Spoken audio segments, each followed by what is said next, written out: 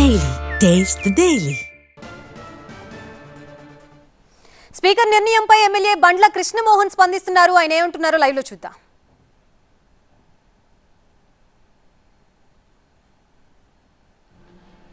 Party ఫిరాయింపులకు సంబంధించి speaker గడ్డం ప్రసాద్ తీర్పును ప్రకటించడం జరిగింది. అయితే ఇదే అంశానికి సంబంధించి మనతో పాటు మాట్లాడడానికి గద్వాల ఎమ్మెల్యే బండ్ల కృష్ణమోహన్ రెడ్డి ఉన్నారు. ఆయన అడిగి మరిన్ని వివరాలు తెలుసుకుందాం.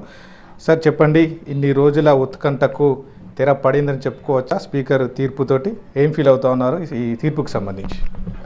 ముఖ్యంగా మొట్టమొదటిసారిగా గౌరవ అసెంబ్లీ స్పీకర్ అయిన గడ్డం ప్రసాద్ గారికి ప్రత్యేకంగా ధన్యవాదాలు. అంటే ఒక పార్టీలో ఉండి ఒక పార్టీని మారినామనే ఒక అభియోగంతో ఆల్మోస్ట్ 2 సంవత్సరాలకు వెళ్ళి మళ్ళా ఒక పార్టీ బీఆర్ఎస్ పార్టీ సభ్యులు నా మీద కోర్టులో సుప్రీంకోర్టు పోవడం, దాని పరిణామంతో అసెంబ్లీలో స్పీకర్ని నిర్ణయించే అధికారం ఇవ్వడం. అంటే స్పీకర్కు నిర్ణయించే అధికారం ఇవ్వడం చాలా సంతోషం. ఎందుకంటే స్పీకరు స్థానికంగా అంటే హాల్లో ఉంటాడు. హాల్లో ఎవరి వ్యవహారం ఏ విధంగా ఉంటుంది, ఎవరు ఆ పార్టీలో ఉంటుంది అంటే కంటి చూపుతోన తన కళ్ళతోన డైరెక్ట్ లైవ్లో వస్తారు. కోర్టుల్లో ఆధారాల మీద మాట్లాడతారు. మళ్ళీ ఈరోజు గౌరవ స్పీకరు అంటే తన కళ్ళ ముందర జరిగే వ్యవహారాన్ని దాన్ని ఒక చట్టబద్ధతతో దాన్ని క్లీన్ స్వీప్ క్లియర్గా ఇవ్వడం జరిగింది. క్లీన్ చీట్ ఇవ్వడం జరిగింది. ఎందుకంటే నేను మొట్టమొదటిసారికి వెళ్ళి చాలా సందర్భంలో మీ TV9 ద్వారా కూడా చాలా సందర్భాల్లో చెప్పడం జరిగింది. నేను ఎక్కడ కూడా పార్టీ మారినాని ఏ రోజు కూడా చెప్పలేదు. పరిస్థితులకు అనుగుణంగా ఈరోజు అంటే అధికార పార్టీలో ఉన్న కాంగ్రెస్కి యాజ్ ఏ ఎమ్మెల్యేగా చాలా పనులు ఉంటాయి. మళ్ళీ స్థానికంగా ప్రజలు నన్ను గెలిపించినప్పుడు ప్రజల పనుల కొరకి నేను ముఖ్యమంత్రి గారితో గౌరవ మంత్రులు గౌరవ ముఖ్యమంత్రి గారిని కలవాల్సిన పరిస్థితి వస్తుంది. ఆ కలిసిన పరిస్థితుల్లో రకరకాల అభియోగాలు నా మీద మోపడం జరిగింది. మళ్ళీ అభియోగాలకు అనుగుణంగా ఈరోజు మళ్ళీ నన్ను క్లీన్ చిట్ ఇవ్వడం జరిగింది. మళ్ళీ గౌరవ స్పీకర్ గారు ప్రసాద్ గారికి ప్రత్యేకంగా ధన్యవాదాలు. ముఖ్యంగా మీ పైన మోపినటువంటి అభియోగాలకు సంబంధించి ఎలాంటి ఆధారాలు బీఆర్ఎస్ పార్టీ తరఫున అందించడం జరిగింది? మీరు దానికి కౌంటర్ ఏం దాఖలు చేశారు? నా మీద ఆధారాలు ఏమి కూడా చూపలేకపోయినారు. ఆధారాలు అనేటివి చాలా చిన్న ఆధారాలు చూపించడం జరిగింది. వాళ్ళు ఏదంటే నేను కండువా కప్పుకోవడం, స్పీకర్ అంటే ముఖ్యమంత్రి గారి రెసిడెన్సీలో కనిపించడం, ఫొటోసు ఉండడం అని చెప్పడం, ఇవల్ల ఫేక్ న్యూస్ని క్రియేట్ చేసి వాళ్ళ ఈరోజు నన్ను అభియోగం మోపడం అవి వల్ల నిరాధారమని నేను నిరూపించడం జరిగింది. అంటే ముఖ్యమంత్రి గారితోనికి పోయినంత మాత్రాన పార్టీలో మారినట్లు కాదు. దీనికి సరైన పద్ధతిలో నేను కూడా వారికి నా ఆధారాలు చూపించడం జరిగింది. దాన్ని స్పీకర్ గారు మనకు గుర్తించడం జరిగింది.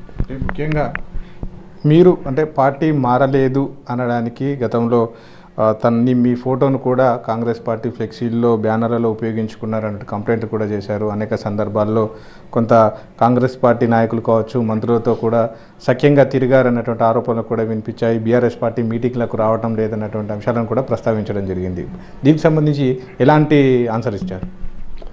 జనరల్గా అంటే ఒక ముఖ్యమంత్రి గారి ఫోటో, ఒక ఎమ్మెల్యే ఫోటో జనరల్గా ప్రభుత్వ కార్యక్రమంలో జనరల్గా పెడుతూ ఉంటారు.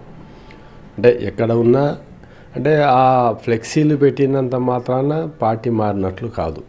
నేను ప్రోటోకాల్ ప్రకారం నాకు గౌరవంగా నన్ను అంటే యాజ్ ఏ ఎమ్మెల్యేగా అసెంబ్లీ నియోజకవర్గ అభివృద్ధి పనుల్లో 2 కంబైన్డ్గా పెడుతున్నారు. స్థానిక మంత్రులని అదేవిధంగా ముఖ్యమంత్రి గారిని, ఆ సంబంధించిన మంత్రిని, ఏ సబ్జెక్ట్ ఉందో ఆ సంబంధించిన మంత్రిని రెగ్యులర్గా పెడుతూనే ఉంటారు.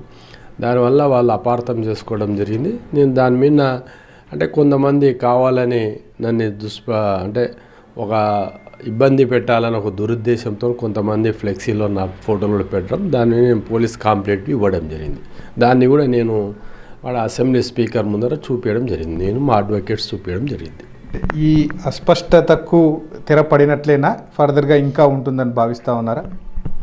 అంటే నేను అంటే మొత్తం దాని జడ్జిమెంట్ కాపీలను కూడా చూడలేదు. ఇప్పుడే మీ ముందరనే టీవీలో వచ్చింది, టీవీలో చూడడం జరిగింది. నేను ఇక్కడ స్థానికంగా ఉంటా కదా, నాకు అక్కడ హైదరాబాద్ జరిగే సమస్యల మీద పెద్ద అవగాహన ఉండదు. వాళ్ళ ఖచ్చితంగా వాళ్ళు కూడా పోయే ప్రయత్నం చేస్తారు. ఖచ్చితంగా దాన్ని కూడా మేము చట్టబద్ధతంగా గౌరవ కోర్టు అనేది ఎవరికైనా న్యాయం చేస్తుంది అనేది ఉంది. మా కోర్టులో కూడా మాకు న్యాయం జరుగుతుందని నిండు హృదయంతో మాకు కూడా పూర్తిగా కోర్టు మీద పూర్తి విశ్వాసంగా ఉన్నాం. మరొకసారి చిట్ట చివరి ప్రశ్న, బండ్ల కృష్ణమోహన్ రెడ్డి ఏ పార్టీలో ఉన్నారు, ఏ పార్టీ సభ్యుడిగా ఎమ్మెల్యేగా కొనసాగుతున్నారు?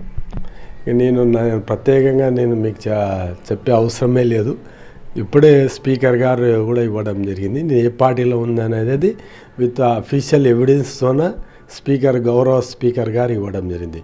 మళ్ళీ వారు ఇచ్చిన దాని మీదనే నేనున్నా. మొత్తంగా చూస్తే మాత్రం స్పీకర్ ఇచ్చినటువంటి తీర్పునైతే స్వాగతిస్తున్నాము. తాను ఎప్పుడూ కూడా ఎక్కడ పార్టీ మారలేదనే అంశాన్ని కూడా చెప్పాను, మారలేదు కూడా. అవే ఆధారాలను ఇటు స్పీకర్ కోర్టులో సమర్పించడం జరిగింది అనేటువంటి అంశాన్ని ఇటు బండ్ల కృష్ణమోహన్ రెడ్డి చెప్తూ ఉన్నారు. ఒకవేళ ఇదే అంశానికి సంబంధించి ఇంకా కొనసాగితే చట్టబద్ధంగా దాన్ని కూడా ఎదుర్కొనేందుకు సిద్ధంగా ఉన్నామనేటువంటి అంశాన్ని బండ్ల కృష్ణమోహన్ రెడ్డి చెప్తా ఉన్నారు. కెమెరా పర్సన్ అంజితో శివకుమార్, టీవీ9 గద్వాల నుంచి.